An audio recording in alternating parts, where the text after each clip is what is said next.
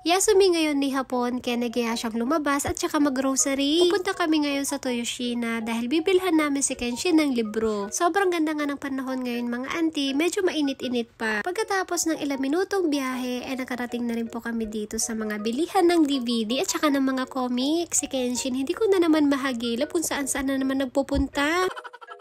Tamang tingin-tingin nga lang tayo mga auntie ng mga pwedeng bilhin. Tinawag ko na nga rin si Kenshin at pinapili kung ano yung gusto niya. Habang naglilibot kami, may nakita ako ditong saksakan ng charger ko. Nasira po kasi yung ulo ng charger ko, kaya kailangan ko ulit bumili ng bago. Ganito nga yung hinahanap ko para mabilis ma-full charge yung cellphone ko. Pagkatapos namin magbayad, hinanap na namin ni Kenshin si uncle yung hapon. Nung nakita nga namin siya, bigla niya kaming tinawag. Naghahanap nga po siya ng libro para kay Kenshin. May nakita nga siya ditong mga libro na binubuo tapos magiging insekto. Abay, itong si uncle nyo mahilig din pala sa mga insekto.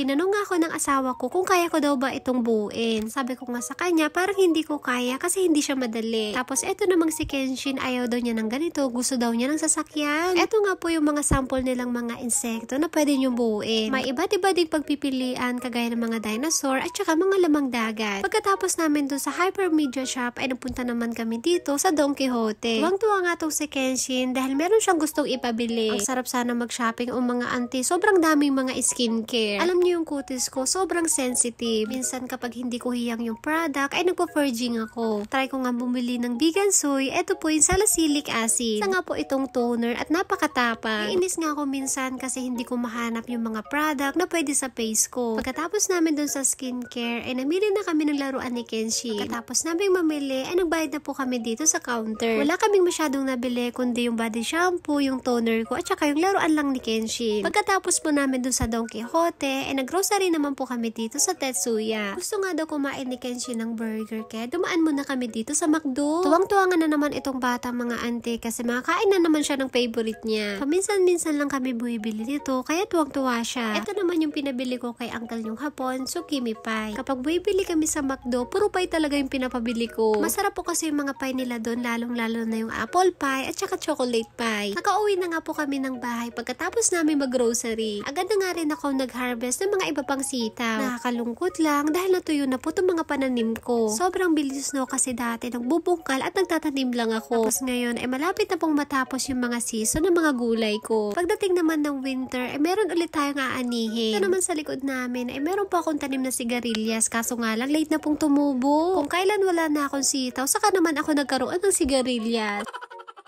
Ito na nga po yung mga konting sitaw na na-harvest ko doon sa likod ng bahay namin. Pagpasok ko naman dito sa loob, ay agad ko na rin pong pinakuluan itong okra. Sasasaw ko po yun mamaya sa bagoong na merong kalamansi, nagimasan.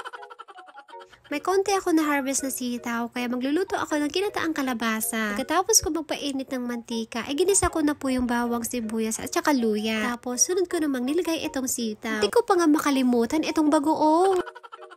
Pagkatapos naman ng ilang minuto, nilagay ko na rin tong coconut milk. Wala nga pala tong sahog na hipon o alimango dahil nakalimutan ko pong bumili. Biglaan kasi yung pagluluto ko ng ginataang kalabasa. Habang hinihintay kong maluto yung ginataang kalabasa, nagluto naman ako dito ng sabaw namin misoshiro. Pagkatapos ko nga palang lutuin yung ginataang kalabasa, ang sunod ko namang niluto ay itong Shanghai. Pagkatapos ko magluto ng Shanghai, maghahain na ako ng hapunan namin. Ito naman po yung niluto kong ginataang kalabasa. Masarap sana tong ginataan ko kung merong hipon o kaya naman alimango. Tapos wala ding sahog na karne. Biglaan lang kasi yan mga auntie. Naghiwa na nga rin ako dito ng tofu dahil favorite po ito ni uncle yung hapon. Nakakapanibago po mga auntie dahil wala po yung mga binan kong hapon. Dati-dati kasama ko po si Okasa na nagluluto kapag hapunan. Back to normal na ulit, kami tatlo na lang ang nasa bahay. Pagkatapos ng siyam-siyam, tapos na ako magluto at mag-prepare. So ito na nga po yung simpleng hapunan namin. Gumawa nga rin ako dito ng sausawan kong bagoong na merong kalamansi. Sobrang namiss ko talaga yung mga ganitong ulam. Nilaga kong okra kanina dito ko po isasawsaw. Gutom na nga po si uncle yung hapon kaya umupo na siya sa mesa. Si Kenshin naman busy-busy pang manood. Pagka-uwi namin ng bahay galing dun kilabinan ko bigla po kaming nanibago. Parang ang tahimik ulit ang bahay namin. Tapos nakakapanibago mga auntie kasi wala po nag-uutos sa akin. Talaga yung isa sa mga namimiss ko sa mga binan ko, yung mga utos nila sa akin. Si uncle yung hapon naman po tapos na rin pong kumain. Si Kenshin naman kumakain na rin siya. Napakasarap talaga ng ulam ko ngayon. Para lang ako na sa Pinas. Si Kenshin sinusumpong na naman, siguro inaantok na. Ako naman, pagkatapos kong pakainin si Kenshin, ay sarap na sarap ako dito sa kinakain ko. So yun lang po, at dito na po natapos ang aming mini vlog. Maraming salamat po. Thank you for watching. Sayonara and Tatandang sabi po sa inyo. Maraming salamat po. Thank you, bye-bye.